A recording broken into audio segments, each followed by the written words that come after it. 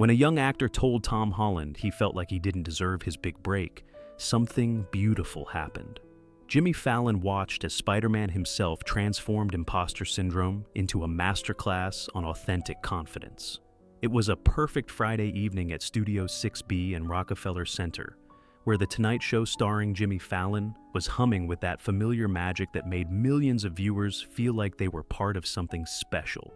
The studio was bathed in warm, golden lighting that created Jimmy's signature intimate atmosphere, with nearly 200 audience members filling every seat with excitement. Behind his curved wooden desk, Jimmy sat with his infectious smile, while the Roots provided their seamless musical backdrop that made every conversation feel both personal and momentous. Across from him, in the guest chair that had welcomed everyone, from seasoned veterans to breakthrough stars, sat Tom Holland. At 29, he possessed that rare combination of youthful energy and hard-earned wisdom that came from navigating global stardom while somehow maintaining his essential boyish charm. Tonight, he wore a perfectly fitted navy blue suit that managed to make him look both polished and approachable.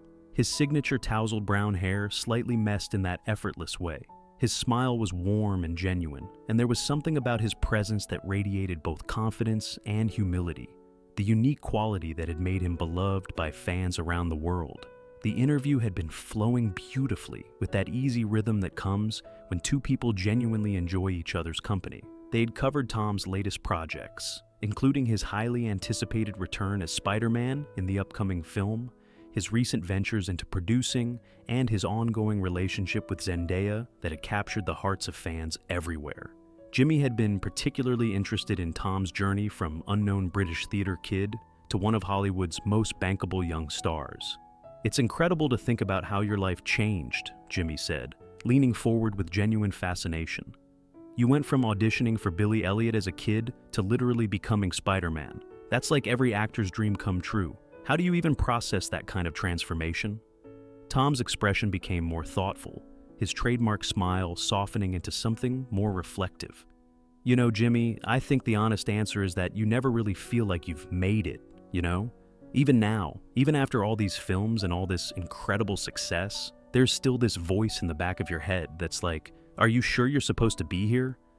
"That's fascinating," Jimmy observed, his host instinct sensing there was deeper territory to explore here. "You're one of the biggest movie stars in the world, and you still question whether you belong?" "Constantly," Tom laughed, but there was something vulnerable in his admission. "I think it comes from growing up very normal, very grounded. My dad's a comedian, my mom's a photographer, and they've always made sure I never forget where I come from. But sometimes, when you're on a massive film set, surrounded by these incredible actors and directors, there's this moment where you think, I'm just a kid from Kingston who got really, really lucky." The audience was hanging on every word, sensing that they were witnessing something more authentic than typical celebrity banter. This felt real, vulnerable, like a glimpse behind the curtain of what it actually felt like to live in the spotlight. "But that luck came from a lot of hard work," Jimmy pointed out. "You beat out how many people for Spider-Man?" 1,500, Tom said with a slight shake of his head. 1,500 other actors who were probably just as qualified, just as eager. When I got that call, my first thought wasn't, I did it. It was, are they sure they called the right Tom Holland? That's when the voice from the audience cut through the conversation, like a lifeline thrown to someone who needed to hear exactly these words. "Tom?" The voice was young, uncertain, but carried a weight that immediately caught both Tom and Jimmy's attention. There was something in that simple address that suggested this wasn't just a fan wanting an autograph. This was someone reaching out for something deeper. "I'm sorry to interrupt," the voice continued, gaining strength with each word. "But what you just said, I really need to ask you something I've been struggling with for months." The camera swung toward the source, and there he was, a young man who couldn't have been more than 22, wearing a simple button-down shirt and dark jeans. He had the kind of earnest face that belonged to someone who still believed deeply in dreams, but his eyes held a complexity that spoke of recent challenges to that faith. There was something about his posture, the way he sat slightly forward with his hands clasped, that suggested he was carrying a weight that was too heavy for his young shoulders. "What's your name?" Jimmy asked gently, his professional warmth creating space for whatever needed to be shared. "Jake," the young man replied, his voice steady despite the obvious emotion beneath it. "Jake Morrison, I'm an actor, or I'm trying to be." Tom was studying Jake intently, something in the young man's demeanor clearly resonating with him in ways that went beyond simple audience interaction. There was recognition in Tom's eyes, the kind that comes from seeing your younger self reflected in someone else's struggle. "What did you want to ask, Jake?" Tom said softly, his voice stripped of any celebrity polish, speaking artist to artist.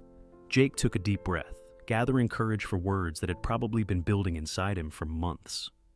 3 weeks ago, I booked my first major role. It's not huge, I'm the third lead in an independent film, but it's the biggest thing that's ever happened to me. And instead of being excited, I feel like a fraud, like they made a mistake, and any day now someone's going to realize I don't actually belong there. The studio fell completely silent. This wasn't just an audience question anymore. This was one dreamer reaching across the void to another, asking for validation from someone who had successfully navigated the exact territory he was struggling with. "I keep thinking about all the other actors who auditioned," Jake continued, his voice beginning to crack with emotion. "People with more experience, better training, more natural talent. And I wonder if I'm just taking up space that someone more deserving should have. How do you deal with that feeling? How do you convince yourself that you actually earned what you got?" Tom stood up slowly from his chair, and the movement seemed to happen with deliberate purpose. He didn't ask permission from Jimmy or glance at the producers. He simply walked around the desk, past the cameras, and into the audience, drawn by an invisible thread that connected him to this young man who was voicing fears that Tom himself had lived with for years. Behind him, Jimmy quietly stepped back, understanding instinctively that this moment belonged to something larger than entertainment, larger than late-night television, larger than anything that could be scripted or planned. Tom reached Jake's row, and audience members naturally shifted to make space, sensing they were witnessing something sacred. He stopped directly in front of Jake, this global superstar looking into the eyes of a young actor who was carrying the same doubts that had once threatened to derail Tom's own journey. "Jake," Tom said, his voice barely above a whisper, but somehow carrying clearly through the silent studio. "Can I sit with you for a minute?" Jake nodded, unable to speak. Tom carefully settled into the seat next to Jake, somehow making himself smaller so he could meet this struggling young man exactly where he was. "Jake, I want to tell you something that I don't think I've ever said publicly before," Tom began, his voice growing stronger as he shared this piece of his story. "When I got the call that I had been cast as Spider-Man, I locked myself in my bedroom and cried. The audience was completely still, hanging on every word of this revelation that felt simultaneously intimate and universal. Not happy tears," Tom continued, looking directly into Jake's eyes. "Panic tears, terror tears. Because I knew that every single person who had auditioned for that role had more experience than me, more training, more natural ability. I was 19 years old, I'd done a couple of small films, and suddenly I was supposed to carry a multi-billion-dollar franchise." Jake was crying quietly now, but they weren't just tears of sadness. They were tears of recognition, of finally feeling understood by someone who had walked the exact same path. "I called my dad that night," Tom said, his voice becoming more passionate as he shared this memory. "And I told him I was going to call Marvel and tell them they'd made a mistake, that they needed to give the role to someone who actually deserved it. And you know what he said to me?" Jake shook his head, completely absorbed in Tom's story. He said, "Tom, they didn't choose you because you were the most experienced. They chose you because you were right for the role. And if you spend all your time questioning their judgment, you'll never have the chance to prove they were right." Behind them, Jimmy was watching with his own eyes bright with emotion, understanding that he was witnessing something extraordinary. The moment when one person's vulnerability became another person's roadmap to self-acceptance. "Jake," Tom continued, reaching into his jacket pocket and pulling out something small and worn. "I want to show you something. This is the first call sheet from Captain America, Civil War, my first day as Spider-Man." He unfolded the slightly crumpled paper and pointed to his name listed among the cast. "I kept this because I wanted to remember that feeling, not the fear, but the moment when I decided to trust that maybe, just maybe, they chose me for a reason." Tom refolded the call sheet and placed it gently in Jake's hands. "I want you to have this. Not because it's magical, but because I want you to remember that every actor who has ever succeeded has felt exactly the way you're feeling right now. The difference between the ones who make it and the ones who don't isn't talent or experience or deserving. It's the willingness to show up and do the work, even when you don't feel worthy. Jake was sobbing now, clutching the call sheet like a lifeline. "But what if I'm not good enough?" Jake whispered. "What if I let everyone down?" "Then you'll learn from it," Tom said simply. "Jake, I want you to understand something. Every single day on every single film I've made, there's a moment where I think, I have no idea what I'm doing. The secret isn't being confident. The secret is being brave enough to be vulnerable, to ask questions, to admit when you don't know something." Jimmy approached them then, his own voice thick with emotion. "Jake, you know what? Tom's absolutely right, and I think we should help you with that confidence." "Actually," Tom said, turning to Jimmy with sudden determination, "I want to do something specific. Jake, what film are you working on?" "It's an independent drama called Crossroads," Jake said quietly. "We start filming in 2 weeks." "Well, I want to visit your set," Tom smiled. "Not to check up on you, but to remind you that every actor needs support, no matter how experienced they are. And I want to introduce you to some people who can help you build that confidence you're looking for." The audience erupted in applause, but through it all, Jake's voice could be heard. "Thank you for making me feel like I'm not crazy."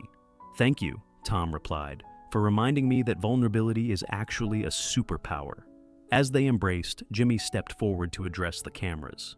"Ladies and gentlemen," he said, his voice thick with emotion, "sometimes the most important conversations happen when we stop pretending we have it all figured out and start admitting we're all just doing our best." The episode that aired became one of the most shared Tonight Show segments in history, generating millions of views and messages from young actors sharing their own stories of imposter syndrome and self-doubt. More importantly, it sparked real conversations about mental health in the entertainment industry and the importance of supporting emerging talent. 2 months later, Jake Morrison stood on the set of Crossroads, wearing a small spider pin, a gift from Tom Holland, who had visited as promised. In his trailer, he kept the framed call sheet from Captain America, Civil War, but he also carried something more valuable: the knowledge that feeling unworthy doesn't mean you are unworthy. When Crossroads premiered at Toronto International Film Festival 6 months later, Jake's performance earned critical acclaim and standing ovation. The first text he received was from Tom Holland. "Told you so.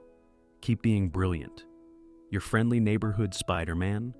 Because sometimes the most powerful thing about success isn't how confident it makes you feel, but how it allows you to lift others up when they're struggling to believe in themselves.